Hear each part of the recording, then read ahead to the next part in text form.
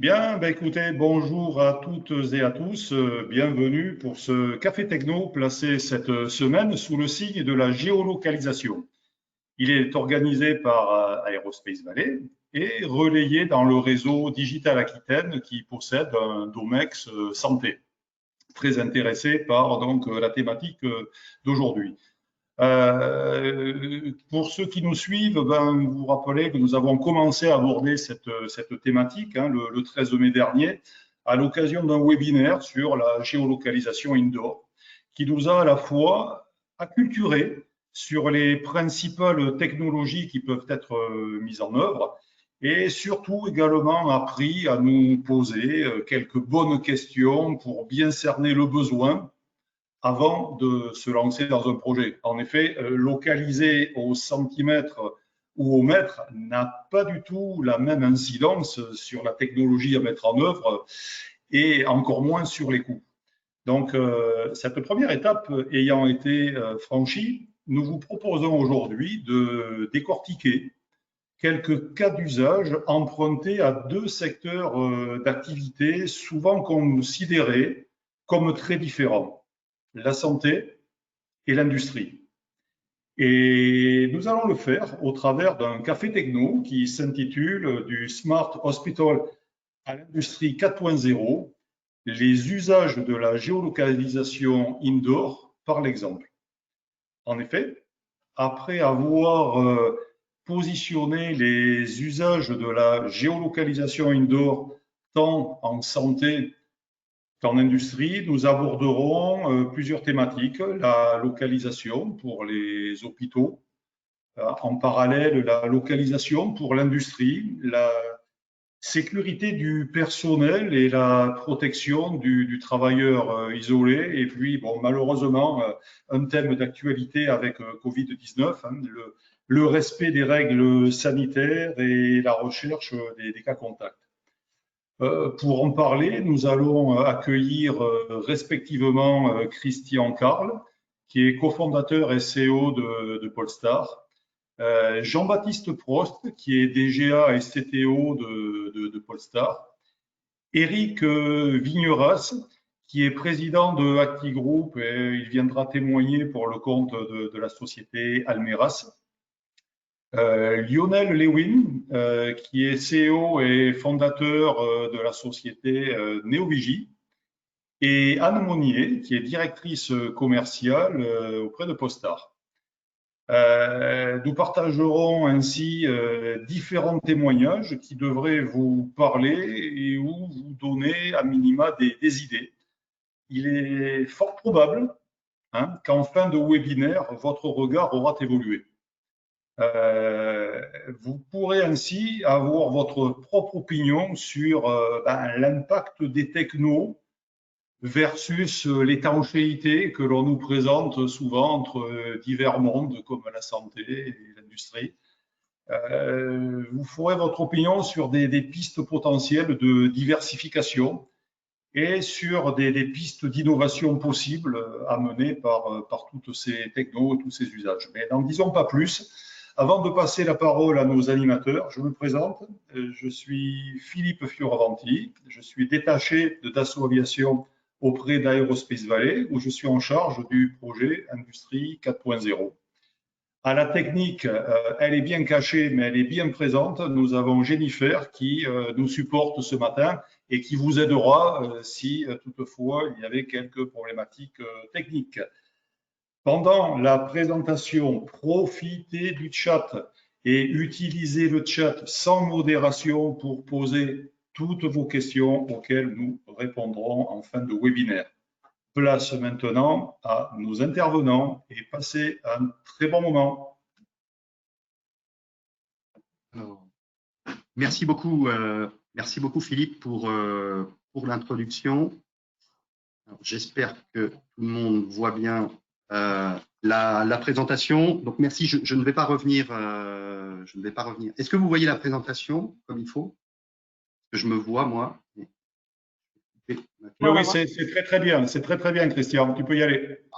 Merci. Donc, je ne vais pas revenir sur le sommaire. Il est là. L'idée pour nous était effectivement au travers de retours d'expérience d'essayer de balayer les usages et de surtout essayer de réfléchir à la valeur pour les utilisateurs, hein, que sont les clients, la manière dont la technologie a été intégrée et évidemment les bénéfices qui sont attendus et constatés.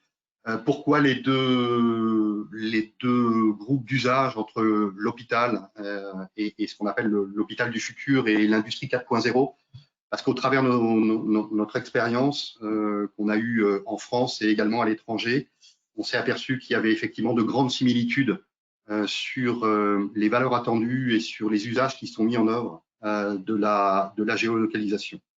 C'est ce qu'on va essayer de passer le plus rapidement possible, d'essayer de balayer pour ouvrir en fait le spectre des possibles et évidemment derrière répondre à vos questions.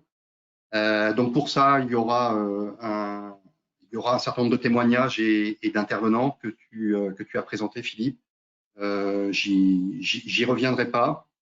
Et pour essayer d'introduire ces usages, avant de rentrer spécifiquement d'abord dans la santé, puis l'industrie, puis ensuite aborder le problème de la sécurité, la question de la sécurité sur site, on va, au travers des retours d'expérience, d'essayer de balayer les usages. Et en fait, on a une tendance de fond qui revient, c'est que la problématique qu'on adresse très souvent est gérée à des problématiques de flux, de gestion des flux, soit de manière, soit en temps réel, soit en temps différé. C'est ce qu'on appelle et ce qu'on voit là sur la planche qui est affichée. Le côté opérationnel, qui est vraiment le côté temps réel des choses, que ce soit dans le domaine de la santé ou dans le domaine de l'industrie. On est vraiment sur une gestion temps réel des inventaires, la possibilité de rechercher des équipements qui par définition sont mobiles, se baladent dans les étages, se baladent dans une usine, et évidemment l'optimisation et l'usage qu'on en fait, c'est de permettre de gagner du temps quand on recherche effectivement des équipements. Pour le personnel soignant, ça va être consacrer beaucoup plus de temps à s'occuper des malades plutôt qu'à chercher des équipements. Et dans l'industrie, c'est évidemment consacrer beaucoup plus de temps à son métier pur que d'aller rechercher des équipements. C'est évidemment l'optimisation du parcours patient. On essaiera de l'illustrer au travers d'une vidéo. Et côté industriel, c'est tout ce qui est suivi d'ordre de fabrication, ce sont plutôt des dossiers papier, ou le suivi de l'eau, qui est plutôt le suivi d'éléments physiques. Le côté statistique et le côté plutôt temps différé, c'est évidemment, ça fait ressortir un élément fondamental de la géolocalisation indoor, c'est la donnée, l'utilisation de la donnée qu'on peut en faire.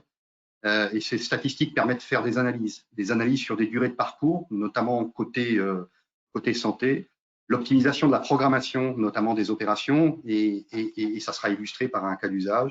Et puis, on va également essayer de comprendre quels sont les taux d'usage des équipements, l'impact et savoir s'il faut en acheter plus ou en acheter moins si on les gère mieux. Et côté industriel, l'approche, ça se rapproche des concepts lean qui sont mis en œuvre dans l'industrie. On a évidemment la mesure des temps de cycle des lots, des temps intermédiaires.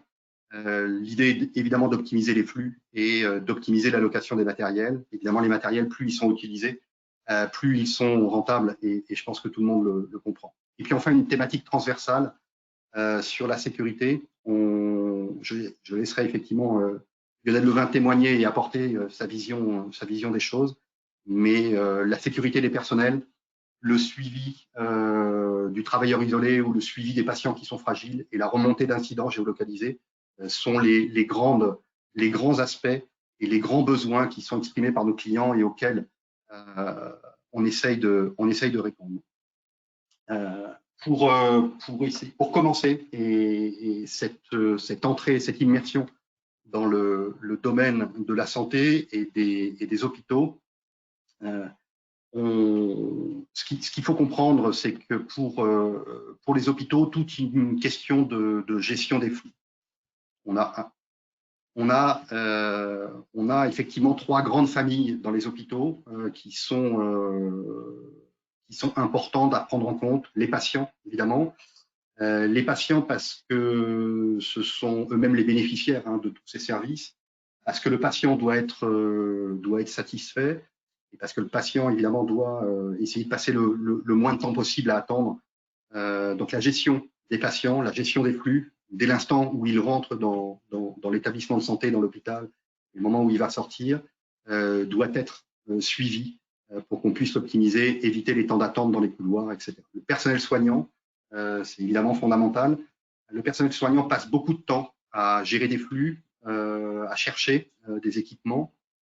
L'idée, c'est de réduire ce temps qui n'est pas directement du temps consacré aux soins des patients pour améliorer évidemment le service fait aux patients et d'optimiser tout ça. Et évidemment, la technologie est un des éléments permettant de redonner du temps aux patients et les équipements. Les équipements sont des équipements de plus en plus coûteux, de plus en plus technologiques. Il y en a partout, ça se balade d'une chambre à une autre, d'une salle d'opération à une autre. Et évidemment, rechercher des équipements fait perdre du temps et donc la solution, et souvent, et on le verra par une illustration, chercher des équipements, c'est acheter des équipements pour éviter, pour en avoir plus que de besoin, mais éviter de passer trop de temps, c'est souvent la solution qui est mise en œuvre. Donc tout ça, toutes ces problématiques-là nécessitent en fait de synchroniser les flux.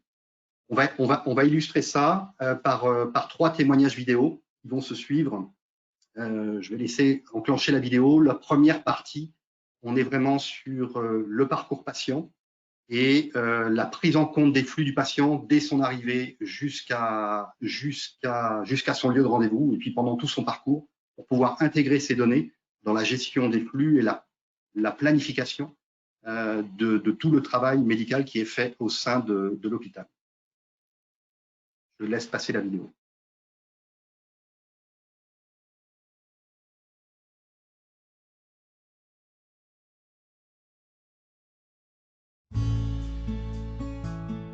Now there is an easier way to navigate inside Robert Wood Johnson University Hospital, New Brunswick.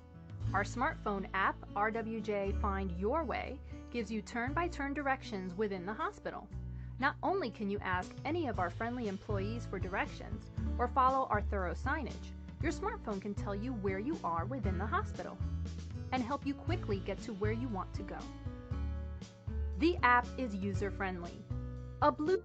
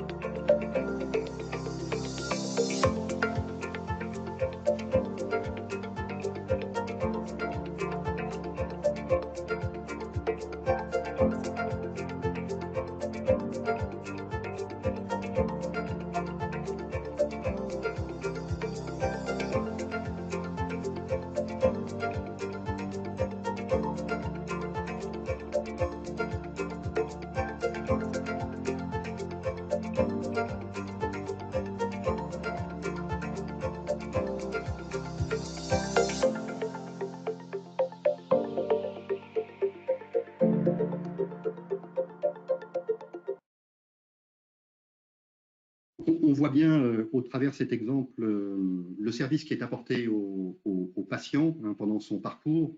Et ce service peut démarrer d'ailleurs de son domicile jusqu'à son lieu de rendez-vous, de l'extérieur vers l'intérieur, va l'aider aussi à trouver la bonne place de parking à l'entrée de l'hôpital et va en fait produire de la donnée qui vont être injectées dans toute la programmation, permettant d'anticiper l'arrivée des patients en retard, potentiellement en avance, et de gérer les flux. Cette problématique de gestion de flux est extrêmement importante dans l'hôpital. C'est une des thématiques importantes dans la modernisation et dans les concepts d'hôpitaux intelligents. Le deuxième témoignage est porté par un de nos partenaires américains, qui est un intégrateur, qui a pris notre technologie pour l'intégrer dans un service global de gestion des équipements pour les systèmes de santé. Compte tenu de l'heure, il n'a pas pu intervenir. Par contre, on porte à votre attention une vidéo que lui a créée pour expliquer la valeur que représente en fait la gestion localisée de ces équipements pour l'hôpital. C'est la deuxième partie de la... What does Jane do instead to make sure they have the right equipment handy? She does what most hospitals do. She buys extra assets. The average hospital buys about 20% more inventory than they actually need or could use at one time. For a medium-sized hospital, this can mean hundreds of thousands or even millions in extra costs. And they don't exactly know where it all ends up. Some items wind up sitting in storage or waiting for repair, while others get stolen, damaged, or destroyed without ever being properly reported. Meanwhile, the average nurse spends about 40 hours per month just looking for the equipment they need, taking away valuable time from patients. Thankfully, technology moves fast. In fact, the asset tracking quote that Jane got last year is already obsolete thanks to Locate Solutions. What used to take millions of dollars and tons of equipment can now be accomplished with a much smaller budget. And because you're using the computers and mobile devices you already have, there's way less of a learning curve. So how does it work? First, we install lightweight, battery-powered Polestar beacons and asset tags. These tiny devices can even talk to your phone. Then, we implement the Polestar positioning system to calculate the location of the people and assets you're looking for. Most importantly, we design a custom application to meet your specific needs. Donc on voit sur cet exemple que la notion d'investissement, d'optimisation des coûts est important et que le nombre d'assets qu'on gère dans un hôpital est absolument phénoménal et que le temps perdu à chercher ces équipements, fauteuil roulant, pousse-seringue et tous les équipements mobiles qui suivent les patients d'une salle d'opération à sa chambre et pendant tout son parcours est un vrai casse-tête à gérer en temps réel. Donc le dernier élément, dernier témoignage que l'on apportera, c'est le témoignage d'une clinique, une grande clinique récente qui a 3 ans, qui est ultra moderne, qui a été construite et livrée par I4 Santé, qui est vraiment spécialisée dans la construction des établissements de santé. Et I4 Santé a livré la clinique équipée d'un certain nombre de services et d'infrastructures. Et le témoignage que l'on a là, c'est la gestion et le suivi des patients dans un parcours ambulatoire pour l'optimisation des flux. Et ce sera ce dernier témoignage concernant la santé. À l'heure de la digitalisation, ICAD ne se contente plus de construire des murs, mais aussi de les faire parler. ICAD Santé a imaginé et développé un système de géolocalisation des patients dans le circuit ambulatoire, d'avoir un fonctionnement encore plus efficace et de traiter le plus de patients possible. Lausanne, c'est un bloc de 22 salles, ouvert depuis le 22 mai 2018. Plus de 22 000 interventions, dont plus d'un tiers concernent l'endoscopie. On a donc privilégié, avec Dolores-Drest en ambulatoire, la fluidité du parcours patient en utilisant Ambustage pour l'endoscopie. L'endoscopie, c'est un secteur où par jour, par salle, on opère entre 15, 17, voire 20 patients. Si on perd 2 minutes par patient, entre chaque patient à chercher où est localisé le patient, on interrompt notre fluidité de passage et on perd 3 patients par jour. On agace l'équipe complète, ça va du chirurgien à l'équipe d'infirmières et on finit en plus nos programmes hors des vacations. Des tags sont installés au poignet des patients et sur les casiers roulants. Ces tags émettent des signaux à destination de bornes disposées sur les murs. Ces bornes réalisent des mesures physiques sur les signaux reçus, renvoient ces mesures vers nos serveurs qui calculent en temps réel la position des objets. Ambustage nous permet en fait de géolocaliser le patient et le chevet vestiaire qui lui est attribué. Actuellement, le système Ambustage nous permet de savoir où nous en sommes exactement dans chaque programme opératoire de tous les intervenants du bloc opératoire. C'est grâce à l'accompagnement d'I4 Santé et de Polestar que le groupe Colancy Santé a fait un pas de plus dans la santé connectée. Nos soignants aujourd'hui ne pourraient plus se passer de l'outil tellement il apporte une fluidité et une transparence dans la prise en charge de nos malades.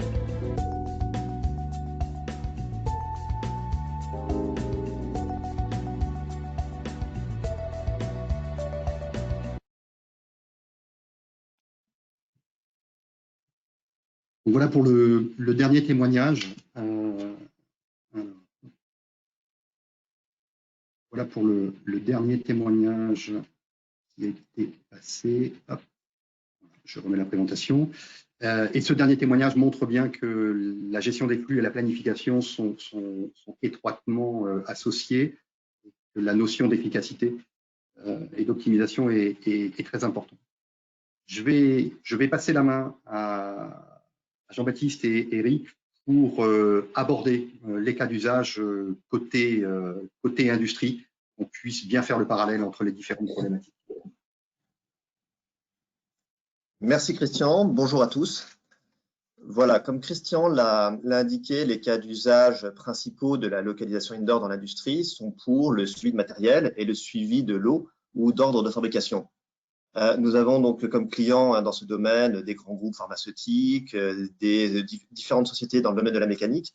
Et ce matin, nous avons choisi de vous parler en fait de ce que nous avons fait avec la société Almeras, une entreprise de la région Occitanie. Voilà, donc nous accueillons Eric Vigneras.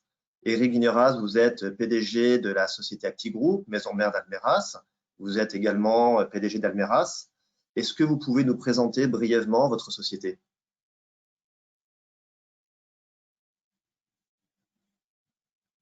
Alors, j'ai un petit problème de son. Je ne sais pas si vous m'entendez. Voilà, c'est rétabli. Bonjour. Écoutez, pardon, merci.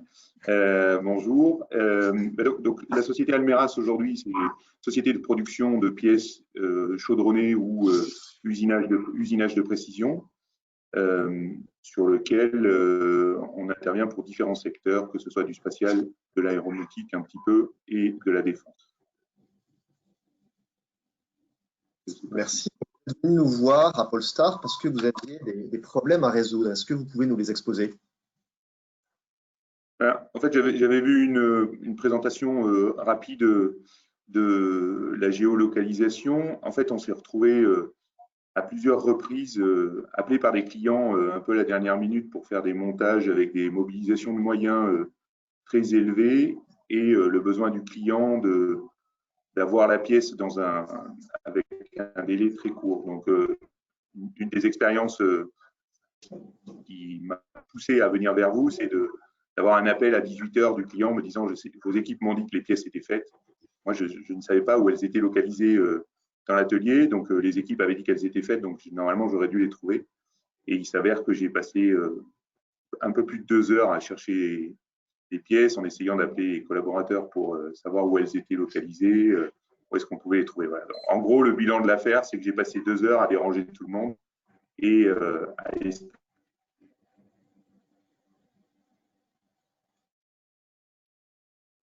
Voilà, donc on a suite à cette présentation qu'on avait faite dans laquelle on vous avait rencontré, vous avez mis en place notre solution de localisation. Est-ce que vous pouvez nous décrire brièvement comment vous l'utilisez? Alors, déjà, le déploiement de votre solution est un déploiement qui nous a impressionné parce que c'est extrêmement rapide.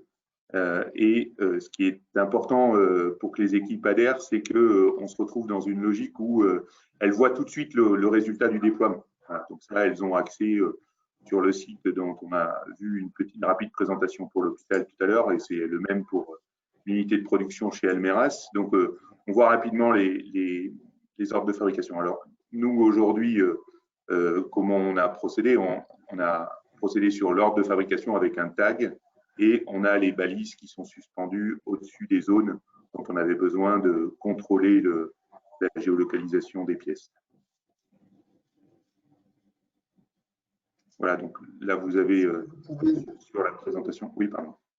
Ouais. Est-ce que du coup, vous pouvez nous donner un exemple concret de situation particulière dans laquelle la localisation d'ordre de fabrication vous a rendu un service tout particulier? On n'était pas dans une logique de suivi, on était dans une logique de problématiques liées à une pièce déjà livrée. En fait, on a un client qui nous a appelé pour des problématiques de non-conformité importantes et personne ne comprenait au sein de l'entreprise d'où ça pouvait venir. En fait, on a utilisé l'historique de tracking qu'il y avait derrière les ordres de fabrication, ce qui nous a permis d'identifier et de voir que cette pièce était passée dans un endroit où elle n'aurait jamais dû passer. Donc, elle a subi des transformations qu'elle n'aurait jamais dû subir. Voilà. Et donc, on a pu identifier et ça nous a permis de ce rétro-planning, enfin de refaire un rétro-parcours de la pièce et nous apercevoir que il y a eu une défaillance chez nous par une problématique d'ordre de fabrication insuffisamment renseigné. D'accord. Et au final, alors, si vous faites le bilan de la solution, quels bénéfices vous en tirez aujourd'hui? Alors, il y a plusieurs niveaux de bilan. Il y a un bilan économique, on pourra y revenir tout à l'heure. Il y a, je crois, un bilan technique et de transparence vis-à-vis des clients. C'est-à-dire qu'aujourd'hui, on envisage d'étendre la cartographie et l'accessibilité des ordres de fabrication auprès de nos clients, ce qui va leur permettre de suivre l'évolution des ordres de fabrication, de leurs ordres de fabrication. Ça, c'est un premier point. Et un deuxième point organisationnel, c'est que ça nous permet aussi de nous apercevoir de l'optimisation des flux qu'on doit mettre en place, puisque grâce à ce système-là, on a un historique, et sur la base de l'historique, on peut savoir par quelles étapes passent les différentes pièces, et est-ce qu'il y a des goulots d'étranglement, est-ce qu'il y a des points de congestion particuliers. Ça, c'est le deuxième aspect. Le troisième aspect, c'est la simplification et le fait que les équipes travaillent réellement à leur métier. Aujourd'hui, d'avoir des équipes qui sont chargées des méthodes et qui passent beaucoup de temps à avoir un appel client pour ne pas savoir où est l'OF, courir dans l'atelier, essayer de trouver l'OF pour lui dire précisément il y en a 2, il y en a 3, il y a 5 pièces de fait. Ça, c'est une chose qui a beaucoup libéré, qui a énormément libéré les équipes pour leur permettre de faire vraiment leur métier. Et du coup, alors là, déjà, vous nous avez décrit pas mal de bénéfices, un certain nombre de bénéfices. Est-ce que vous avez des prochaines étapes en vue par rapport au système, la façon dont vous l'utilisez, donc ce que vous disiez sur la communication en fait de l'information aux clients? Alors, aujourd'hui, le plan stratégique qu'on va essayer de déployer avec Polestar et avec nos partenaires, c'est aujourd'hui le connecter à notre transporteur de façon à ce qu'il puisse, plutôt que de l'appeler tous les soirs pour lui dire il y a des colis à prendre, il aura une information parce qu'elles seront localisées dans une zone bien particulière. Donc, ça pourra potentiellement lui envoyer un SMS, lui envoyer un mail en lui disant passer, il y a des colis. On va avoir la même chose. On voudrait essayer de mettre la même chose avec deux partenaires qui sont en traitement de surface pour essayer de leur permettre. Donc, on leur enverrait nos ordres de fabrication avec les tags. On pourrait suivre les tags chez eux et ils auraient la même chose pour que notre partenaire qui assure le transport entre nos sites puisse directement passer, récupérer l'OF et le ramener chez nous. Ça, c'est la dynamique, je dirais, ouverture de l'entreprise sur ses partenaires et fluidification des flux. L'autre partie, c'est intégrer dans nos ordres de fabrication la localisation et regarder un peu si on ne génère pas trop de flux qui congestionnent le système. Donc, c'est s'appuyer sur l'apprentissage des flux historiques pour améliorer les flux futurs. Écoutez, merci beaucoup pour cette présentation. Je crois que vous nous faites l'amitié de rester avec nous pour les questions à la fin. Je précise qu'Eric est justement en plein séminaire stratégique et donc nous a fait vraiment l'amitié de se libérer pour ce webinaire et nous partager les conclusions d'ailleurs intermédiaires et toutes récentes de ce séminaire visiblement. Donc merci beaucoup. Puis rendez-vous tout à l'heure pour des questions. Avec plaisir. À tout à l'heure. Bon webinaire. Donc, merci pour la transition pour dire qu'effectivement, il y a plein de questions qui arrivent massivement donc, et qui vont nécessiter vos expertises pour y répondre. Donc, merci pour cette intervention. Nous allons basculer sur le thème suivant qui est une thématique aussi transversale, pour lequel il y a beaucoup de similitudes, la sécurité du personnel et la protection du travailleur isolé. Je suis ravi qu'on puisse accueillir Lionel Levin de la société Néovigie et lui laisser l'opportunité d'expliquer pourquoi la géolocalisation dans le déploiement de ces solutions a été un facteur extrêmement important. Lionel, je te laisse la parole. Merci Christian, bonjour à tous. Neovigie, notre société propose une solution de déclenchement d'alarme géolocalisée avec Polestar destinée aux travailleurs isolés. Alors je vais au cours de cette présentation essayer de répondre à 3 questions. Qui, pourquoi et comment? Donc qui sont les travailleurs isolés? Pourquoi la localisation indoor aide à la protection des travailleurs isolés et comment on met en œuvre cette protection? Alors, qui sont les travailleurs isolés? Aussi surprenant que ça puisse paraître, il n'y a pas de définition dans le Code du travail de qui sont les travailleurs isolés. C'est la jurisprudence qui a défini la notion de travailleur isolé en disant que c'était une personne ou d'ailleurs un groupe de personnes qui étaient hors de vue et hors de voie. Donc des personnes à qui on ne pouvait pas donner assistance en voyant qu'elles étaient en détresse ou qui appelleraient à l'aide.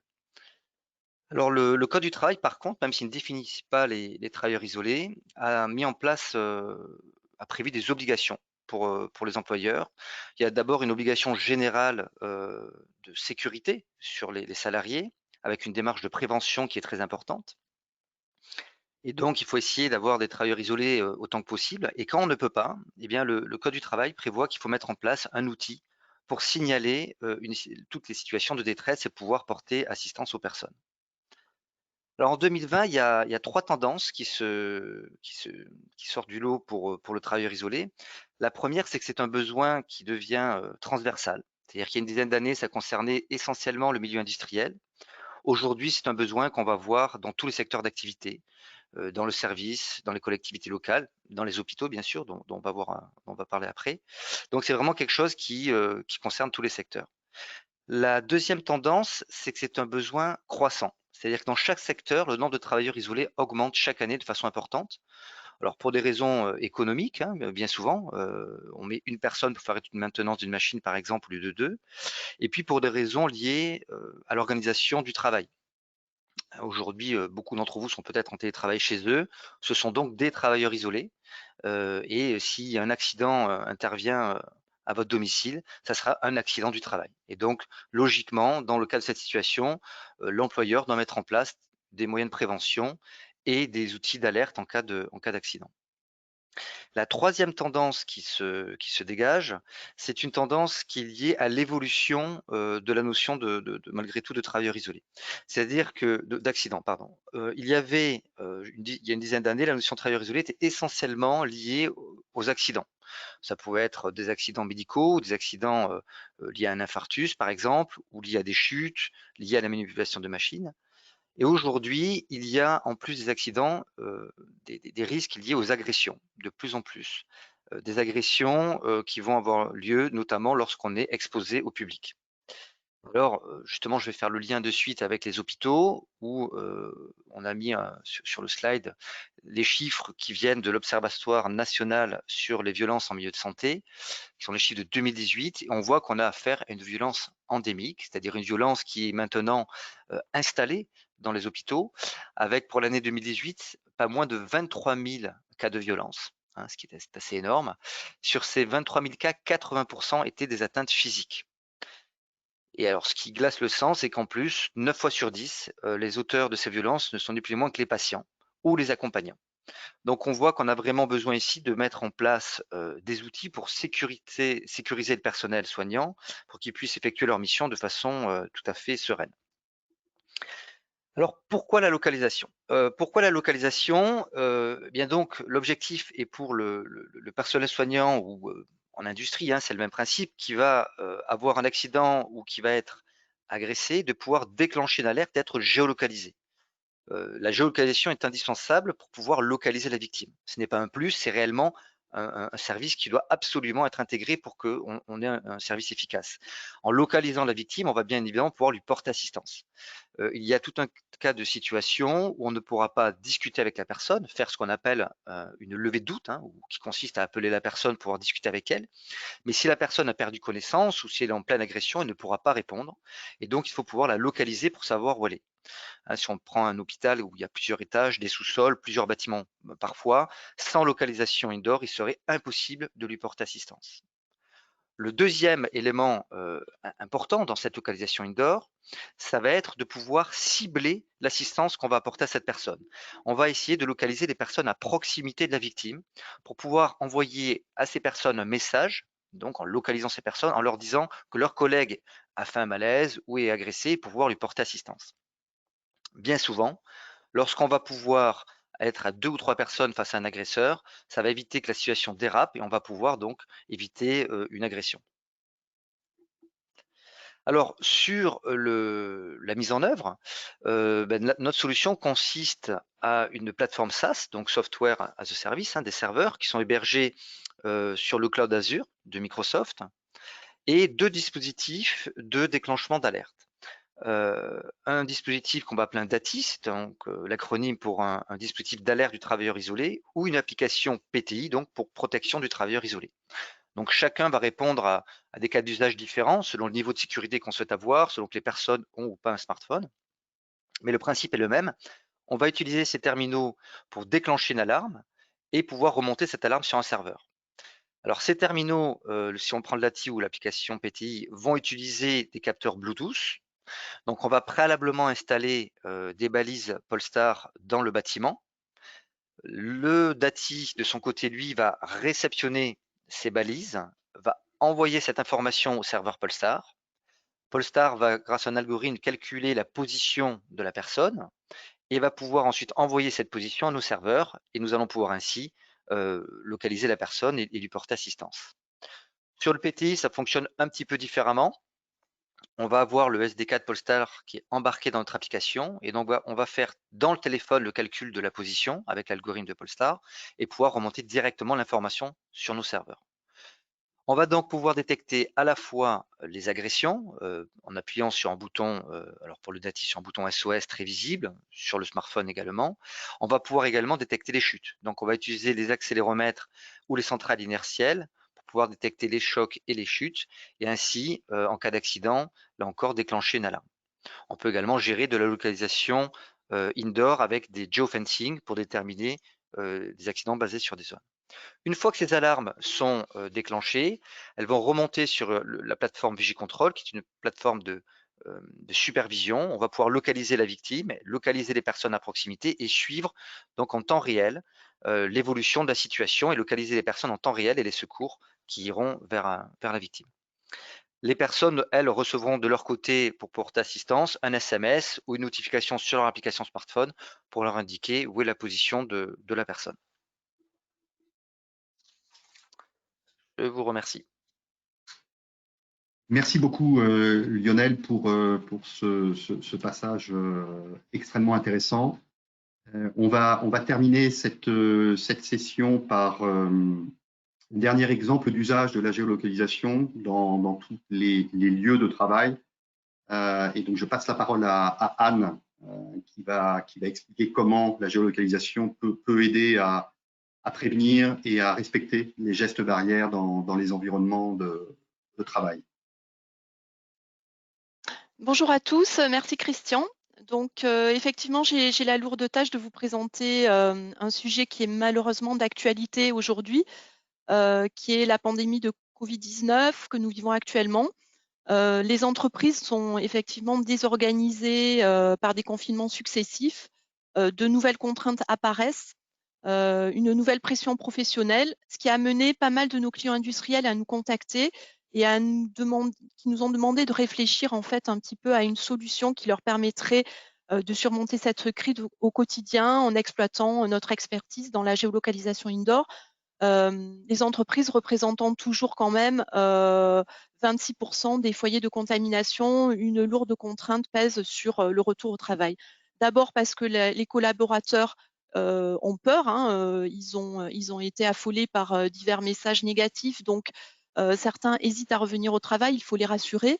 Également, l'employeur a une responsabilité très très importante vis-à-vis des autorités pour ne pas devenir un cluster, respecter les règles sanitaires, permettre une traçabilité efficace en cas de contamination. Et la principale problématique que ces employeurs nous ont remontée, c'est également une difficulté. Alors, ils arrivent à mettre en place les règles sanitaires, les respecter, le port du masque, la désinfection des espaces, la désinfection des mains. Par contre, ils n'ont aucun moyen de l'automatiser et de vérifier que ces règles sont vraiment respectées. Donc, nous avons identifié différents moyens de répondre à cette problématique. Tout d'abord, une solution qui permet de mesurer de manière dynamique la distance physique entre les personnes. Cette solution permet en fait de rassurer, enfin de répondre à la première problématique qui est la peur finalement, et de rassurer l'employé quand il se rapproche trop de son collègue. Il est averti soit par une petite lumière, soit par une vibration légère, soit par un son, comme quoi il ne respecte plus la distance minimale avec ses collègues. D'autre part, il y a également tout ce qui est traçabilité de contact. Donc cette partie traçabilité de contact permet en cas de contamination et de cas déclarés dans l'entreprise de ne pas fermer la totalité de l'entreprise et de faire une traçabilité ciblée des cas contacts. Donc bien entendu, cette traçabilité de contact reste anonyme, elle n'est visible que par les responsables HSE ou les RH ou les responsables sécurité de site en cas de problème. Et elle permet en fait d'avertir finalement tous ces cas contacts, d'aller se faire tester et de rester un petit peu chez eux s'ils sont positifs. Donc l'activité, grâce à ça, peut continuer normalement sans renvoyer tout le monde chez soi. D'autre part, il y a aussi également des plateformes qui permettent de répondre à la troisième problématique, qui est à la fois l'automatisation et la surveillance du respect des règles sanitaires.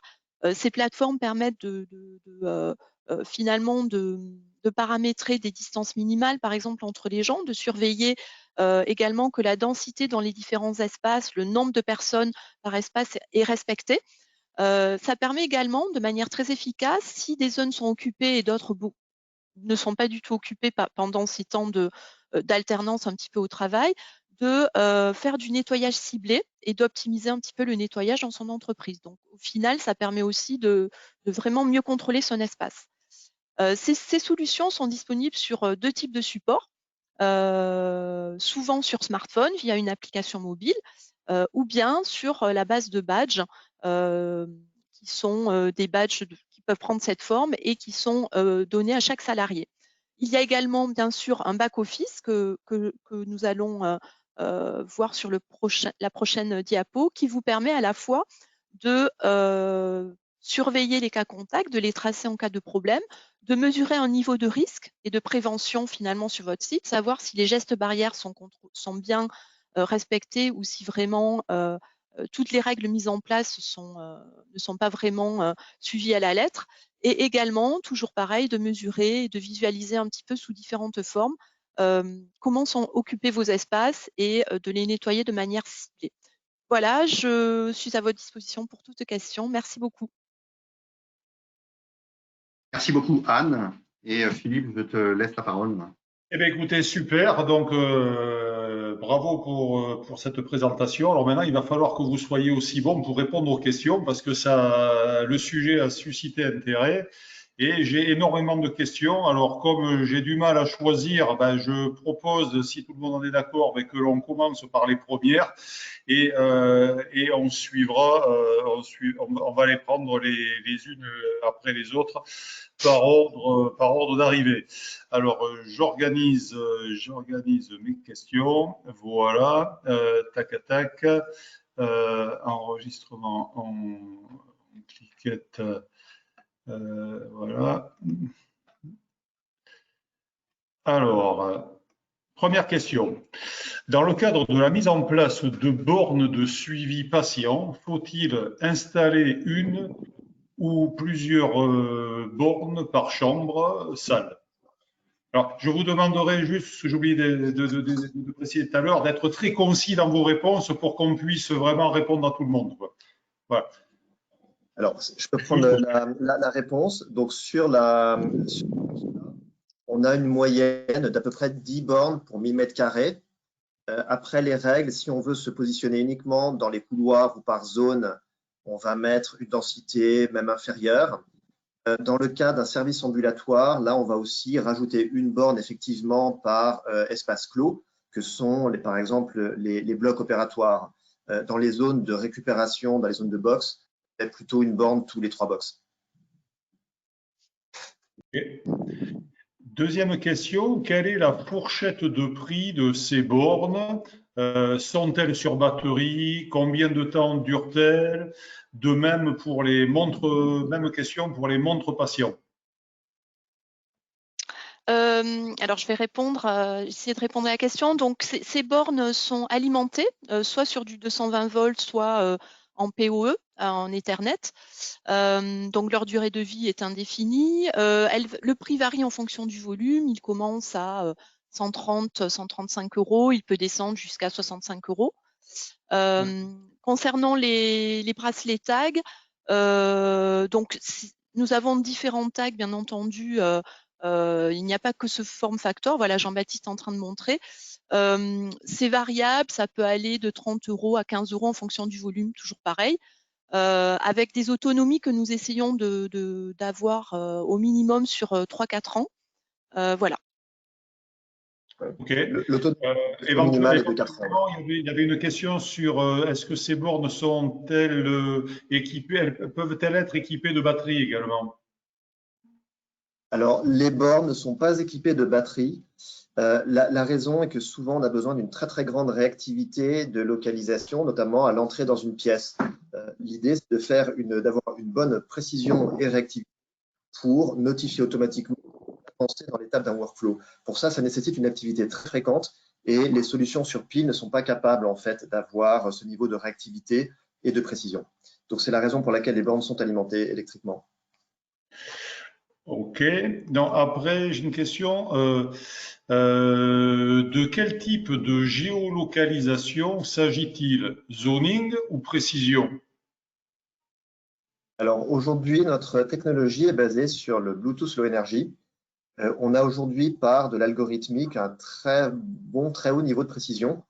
Eric Vigneras me repartageait en préparant cette téléconférence que lui, il constatait une précision de 1 mètre dans son atelier. On est généralement pour la localisation d'objets sur environ du 2 mètres de précision, mais avec une bonne détection d'espace clos, bonne détection de zone. Voilà, donc c'est la précision standard qu'on est capable de livrer, et ça par à la fois un process de déploiement, des algorithmes, et tout en conservant des contraintes d'intégration très faibles. Ce que je n'ai pas dit tout à l'heure, c'est que si les bornes sont alimentées, en revanche, les contraintes de positionnement sont très très faibles. On peut les mettre un petit peu où on veut, on peut les mettre au plafond, sur un mur, en haut, en bas. Voilà, donc on s'adapte très très facilement aux contraintes de l'environnement. Ok. Qu'en est-il des autorisations CNIL et de la liberté de ne pas être géolocalisé à notre insu?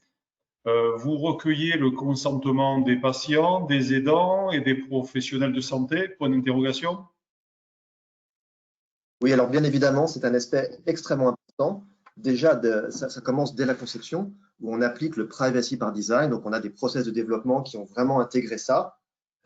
Pour des solutions très sensibles, hein, comme le contact tracing, on a même fait un PIA, un Privacy Impact Assessment avec la CNIL, pour vérifier que la CNIL considérait bien qu'on était autorisé à faire ce traitement.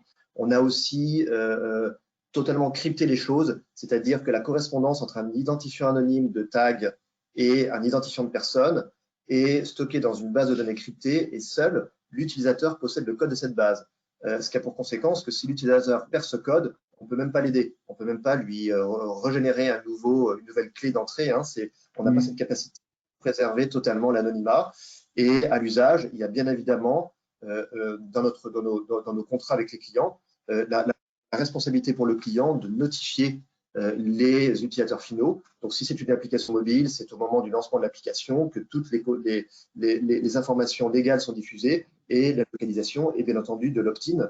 Hein, il y a l'obligation de recueillir le consentement du client qui dit oui, moi je veux bien effectivement sur mon application, si c'est le cas, être localisé. Si après si c'est pour des professionnels, ça passe plus par un avenant au contrat de travail.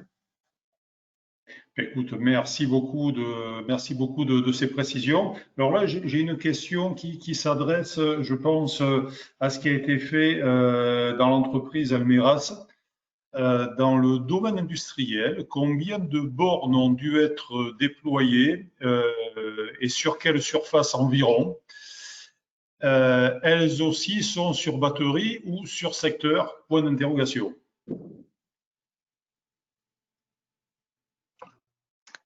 Il est là, Eric Almeras, pour répondre. Oui. Ah oui, je suis là. Non, je pensais que Jean-Baptiste voulait prendre la parole au début. Aujourd'hui, on parle de 1200 mètres carrés. Je crois que, alors, elles sont sur alimentation électrique avec un circuit 220 dédié qu'on a fait faire en faux plafond par notre électricien. Donc, des coûts d'installation très, très limités. On en a positionné même directement sur les machines parce qu'il y avait de l'alimentation 220 sur les machines, donc c'était encore plus simple. Et aujourd'hui, je parle sous contrôle de Jean-Baptiste parce que j'en ai pas la certitude, je crois qu'il y a une vingtaine. On est sur 2 niveaux, donc il doit y avoir entre 15 et 20 bornes. Ouais, c'est ça. Ouais. Il y a une vingtaine de bornes. Alors, entre 15 et 20 bornes. Comme c'est une surface relativement… 15 à 20 bornes pour 1200 mètres carrés. C'est un bon… Sur 2 niveaux aussi. Ouais. Sur 2 niveaux. D'accord. C'est important les niveaux. Ouais.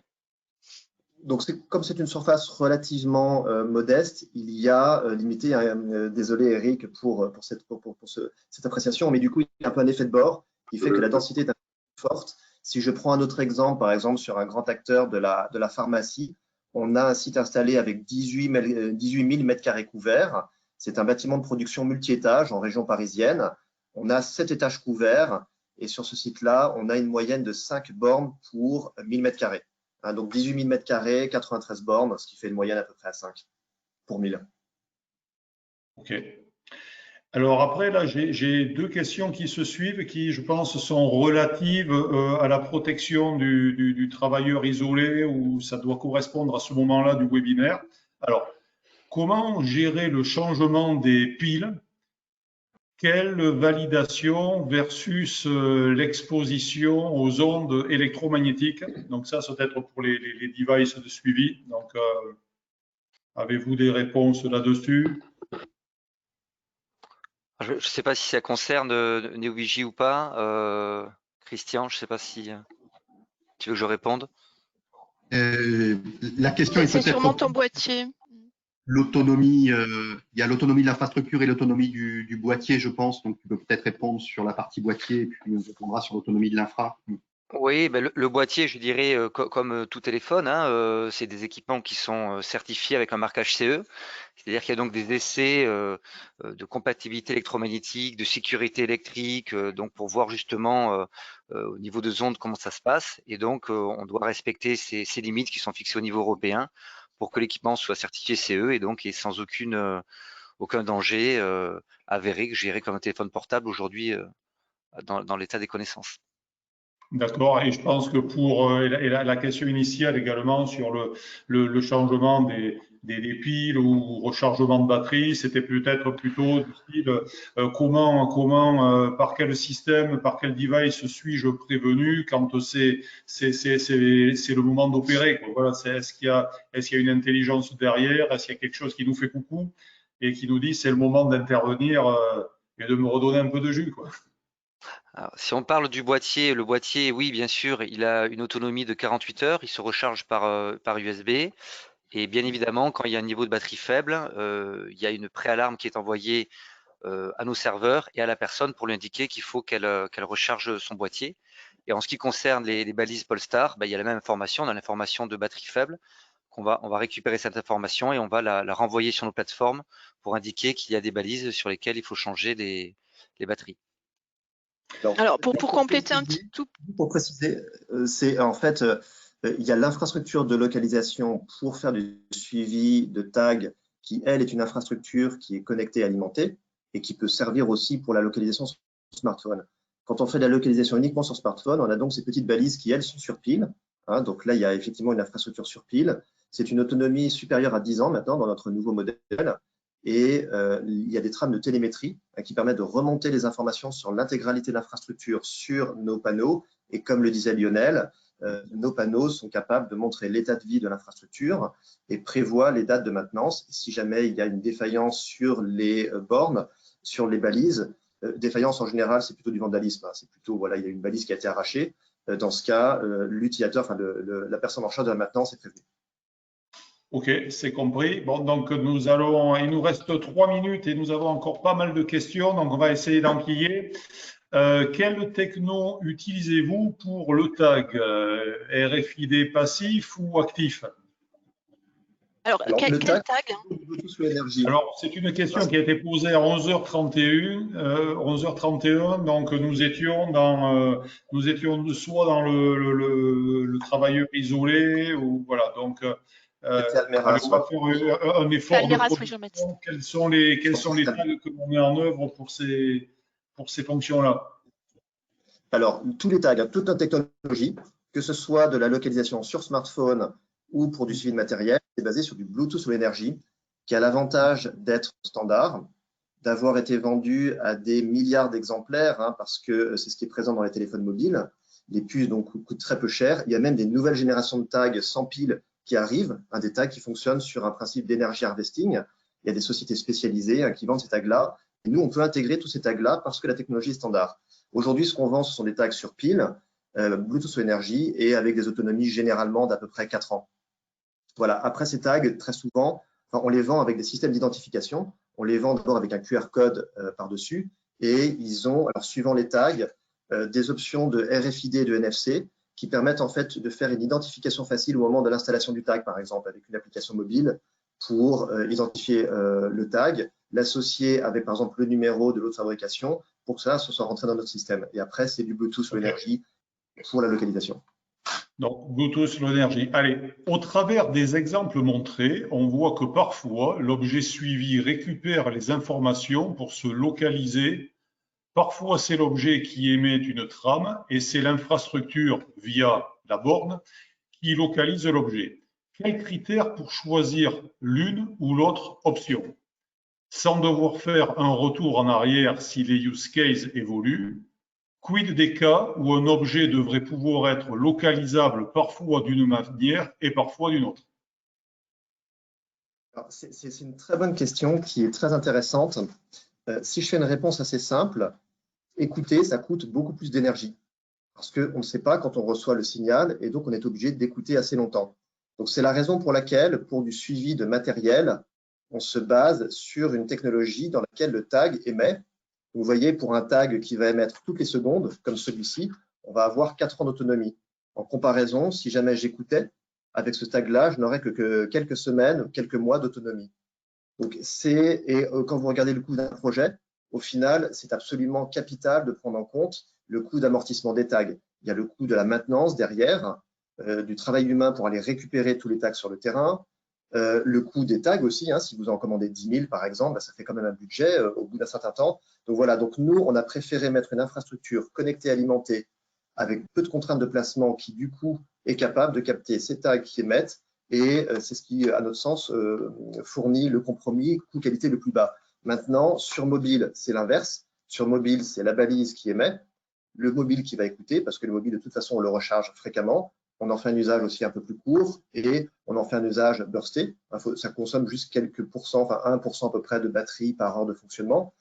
Donc, ce qui est assez limité. Maintenant, on a la capacité aussi d'intégrer des tags qui écoutent. Donc, ça va être intéressant si jamais ce sont des tags qui ont besoin d'être localisés très, très rarement, sur des critères simplement qui vont se réveiller sur un mouvement, un tag avec accéléromètre. Dans ce cas de figure, on est capable aussi, grâce à nos bornes, de récupérer un petit message dans lequel le tag aura écouté, va renvoyer des mesures sur notre serveur qui va aussi faire un calcul de position dans ce troisième mode de positionnement. Voilà. Super. Bon, donc là, nous avons atteint le temps. Donc, ce que je vous propose, c'est qu'on réponde aux questions, mais du style par oui ou par non, sur les dernières questions, pour arriver à conclure, quoi. Donc là, allez, soyons très, très concis. Combien de tags avez-vous installés? Oui.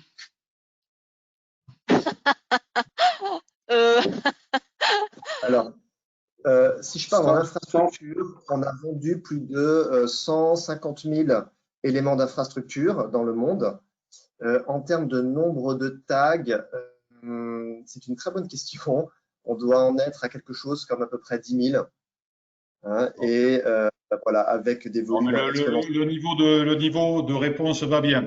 Donc, globalement, 10 000 tags. Quelle est la taille des tags et quelle est la distance max entre deux détecteurs?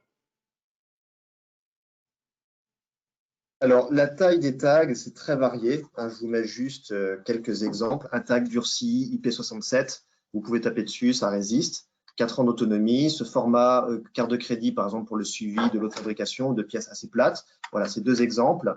Comme c'est du Bluetooth énergie, on peut intégrer tous les émetteurs, tous les tags Bluetooth énergie du marché.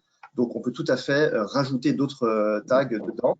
Et le deuxième aspect de la question, c'était quoi déjà, Philippe?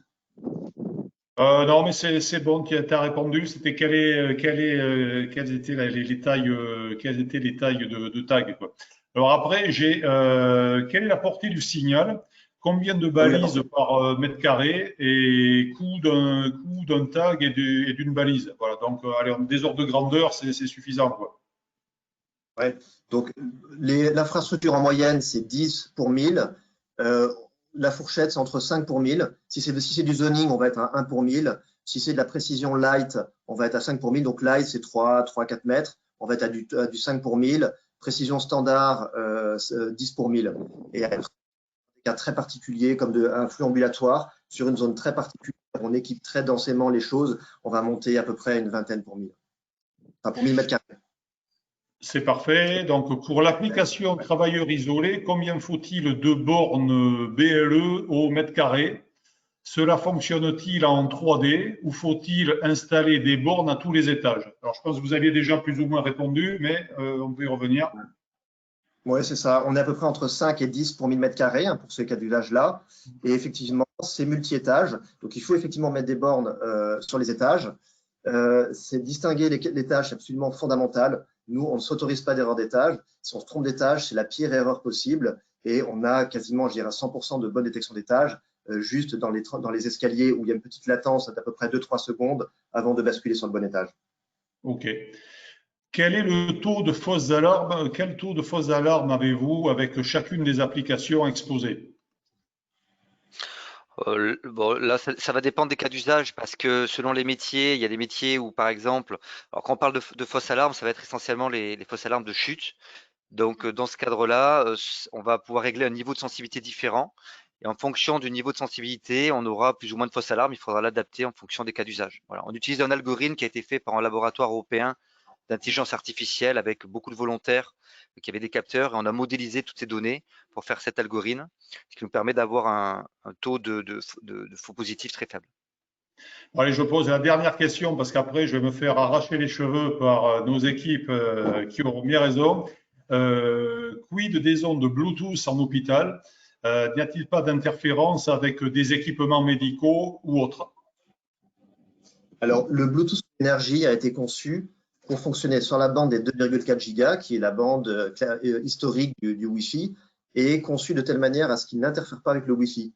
Donc, question compatibilité électromagnétique, c'est donné, puisqu'il y a du Wi-Fi dans tous les hôpitaux, et tous les matériels médicaux sont développés pour une compatibilité avec cette bande.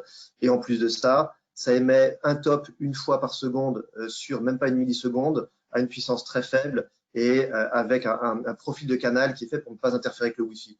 Donc, c'est vraiment un sujet qui se…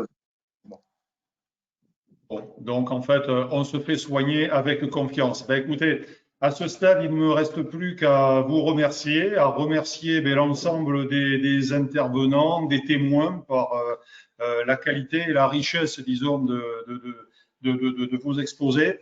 Merci également à tous les participants. Je vois que nous avons mangé l'heure, mais vous êtes encore 75% à être encore connectés, donc vous bravez la faim et ça, c'est super.